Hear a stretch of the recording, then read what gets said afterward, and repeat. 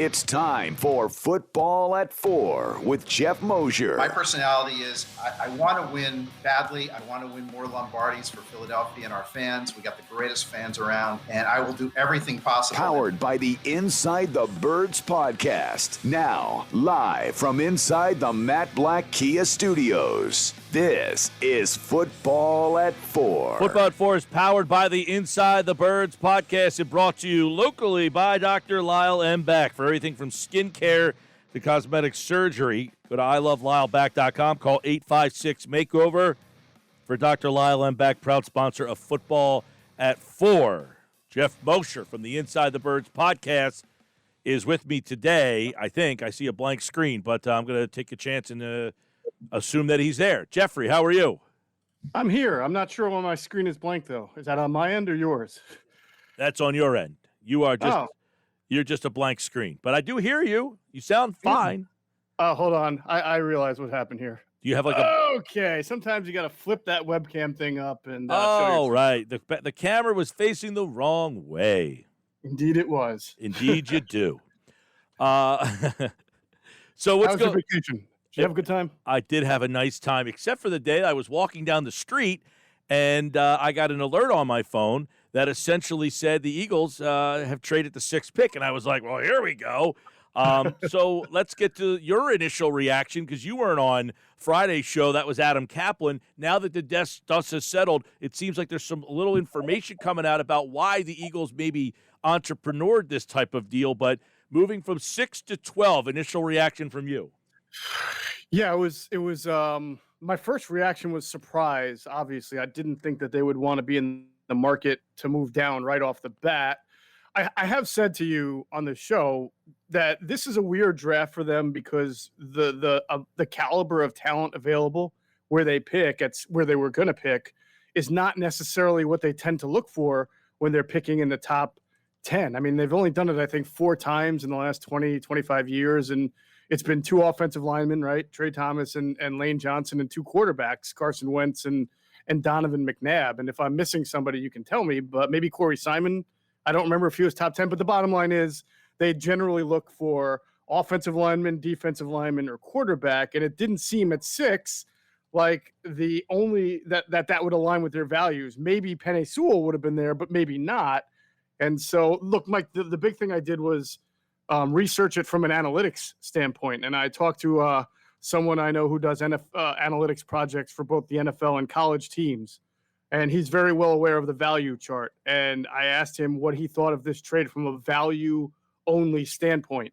And he said the trade is equitable value. And so then it becomes, Mike, whether it's almost like how Howie says chocolate or vanilla, right? Do you want the upper echelon blue chip type playmaker, or at least the better odds of it, or do you want to get more assets and add to more? So I don't know that there's a right or wrong right now. It all depends on how you draft. I know some people were real stuck in on getting either Chase or Pitts, and that's a disappointment for them. It does put a little bit of pressure right on the Eagles now at 12 or wherever they draft. I don't think they're done, to be honest, but to make sure that they hit. But there's pressure to make sure you hit anyway. By the way, not according to Ryan Wilson's mock draft at CBS Sports, who has the Eagles landing Kyle Pitts with number 12. Well, that would be some incredible foresight there by Howie. I know some people think that Howie traded down because he knows he can get a specific prospect at 12. And I always say, when you got 11 teams picking ahead of you, you don't know anything. Yeah. I mean, you may know that quarterbacks are going to take up a couple of numbers, but you just can't ever know anything. Well, what do you make of the notion Albert Breer wrote today in his MMQB that essentially the Eagles knew that the Bengals were going to take Chase, and that's who they wanted. So when they knew that, they decided to move back. Yeah, I mean, I guess that remains to be seen. Of course, every team tries to do intel, and every team plays gamesmanship, and it wouldn't surprise me if the Bengals didn't take an offensive lineman because they need one so badly. It would be such a Bengals thing to do to not take an offensive lineman and go after the playmaker. Plus, Chase played with the quarterback, Joe Burrow. Yep. So I'm sure that there's some good connection there.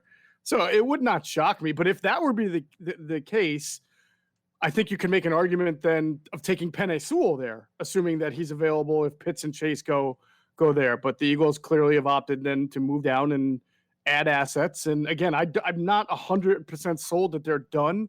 I just think that there's Meaning too many what? weeks here. Not sold, done on what? Moving up, moving back again? Yeah, no, I don't know if they want to move down any further. I wouldn't slam the door on it, but I wouldn't slam the door on them moving up again. So from 12 back up to, say, 8. Sure. Gotcha. Sure.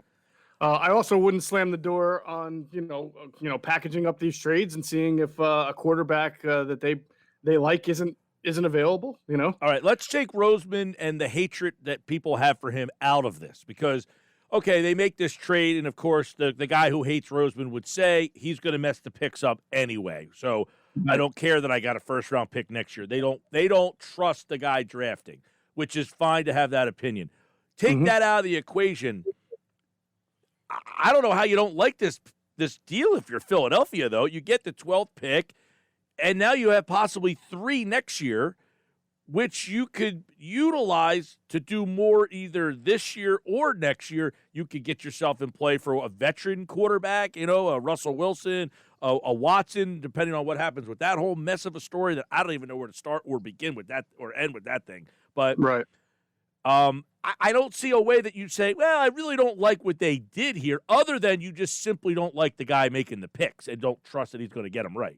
Well, I would add to that I agree with you that there's definitely benefits to doing what they did, and you can probably make an equal number of pros for both scenarios. But I'm not going to just sit here and say that if you wanted the Eagles to say it's 6, it's because you're right now you're mad at Howie Roseman. I think it is definitely goes without saying that when you pick at 6, you have a much better chance of landing an elite playmaker, which the Eagles really don't have. So I can understand the philosophy of saying, look, this team needs, if you're going to build around Jalen Hurts or somebody else, you still need to give this guy an elite playmaker. And even bad teams that have picked 6 overall, like bad draft, like say the Jets, I think they picked Jamal Adams 6 overall a couple of years ago, right?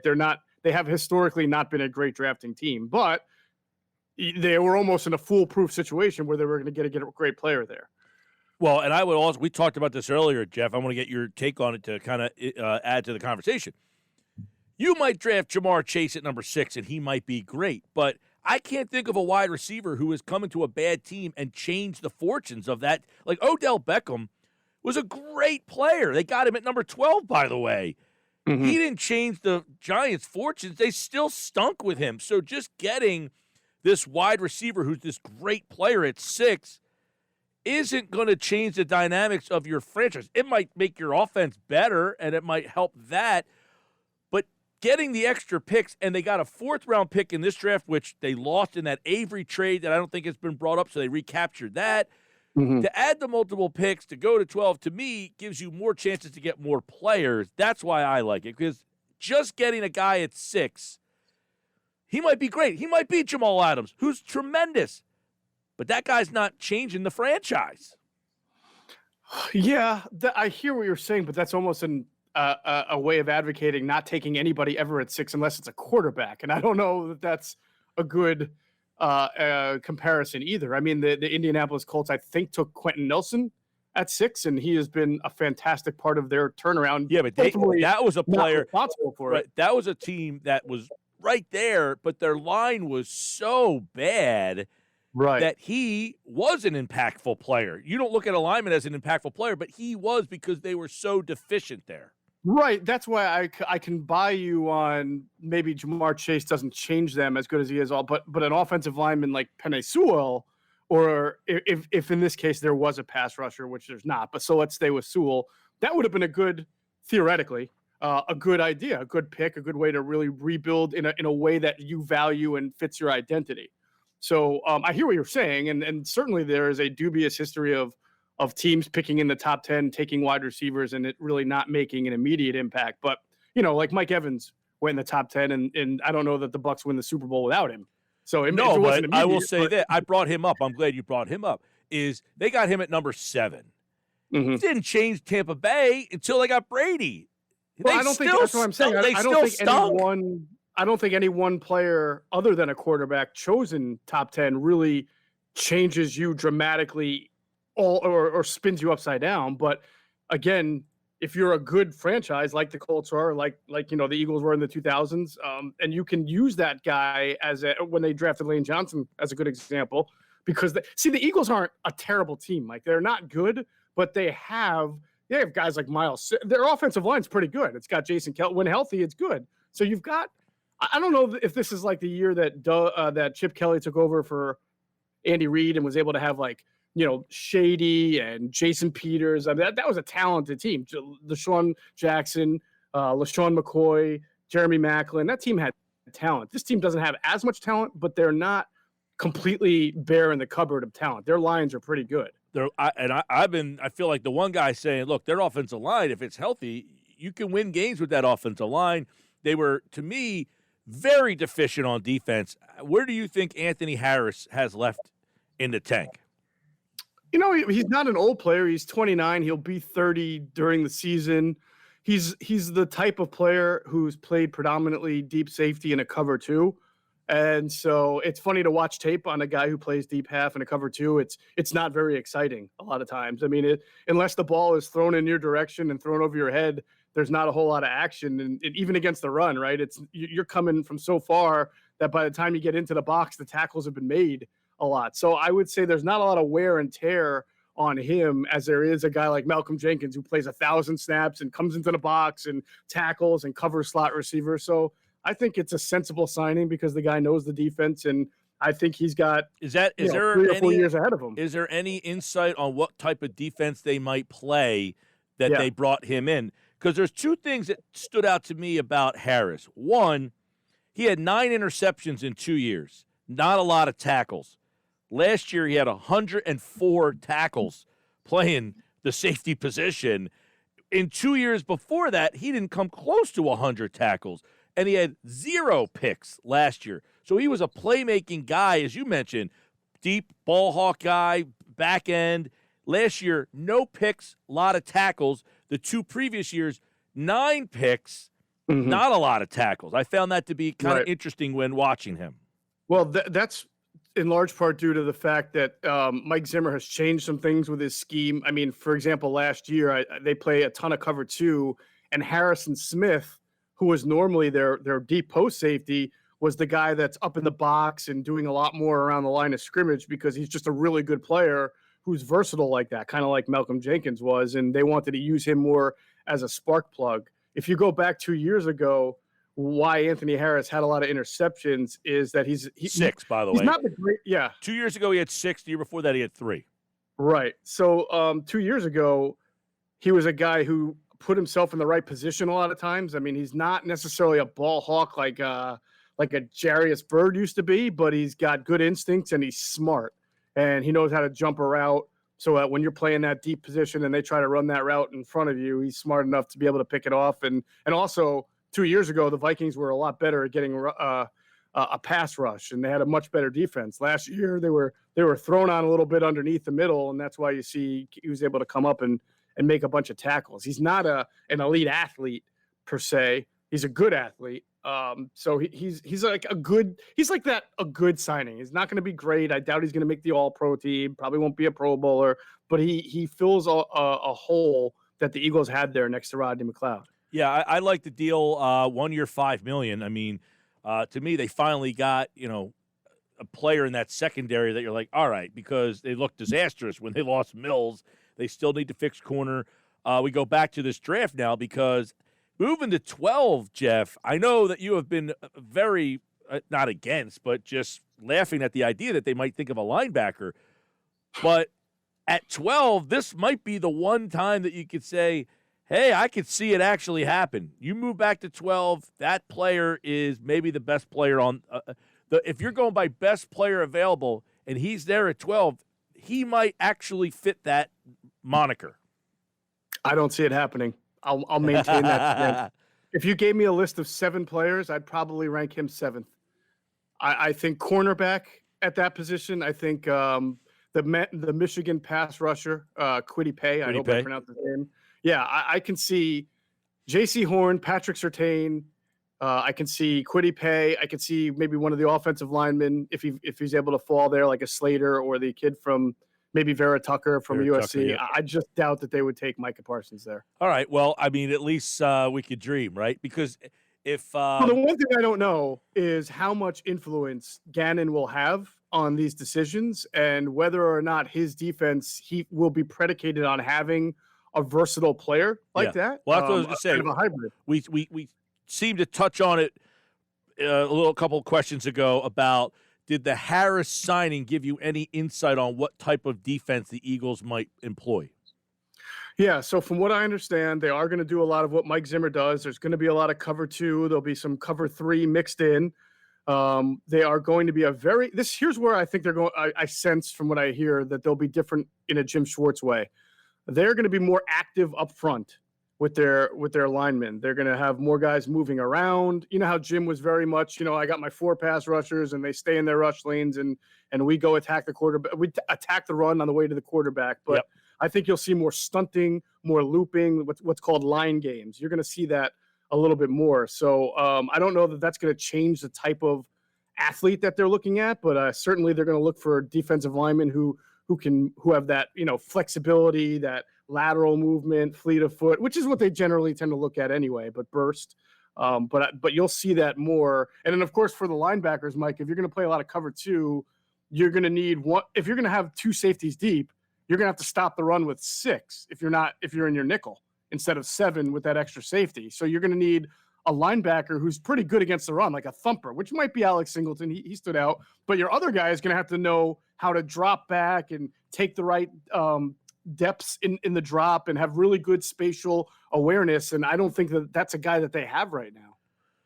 Yeah, I guess Edwards is the other guy. I mean, I would almost reverse those two if you look at it and say Edwards is the thumper run stuffer, and Singleton would be the guy who I know Singleton had a good year tackling last year, but I would almost look at him. I don't trust him dropping back too much, though. I think Singleton is a very good sideline to sideline player, downhill player, very a lot like Edwards, maybe a little bit more athletic than Edwards, but I don't think either of them are well versed in, and you saw that at times last year in zone coverage, they would get picked apart. Yeah, I guess you look at the Singleton dropping back against San Francisco like a tight end, picking that off and taking it to the house, and then you got the 2 guys they drafted last year, Sean Bradley and of course Davion Taylor.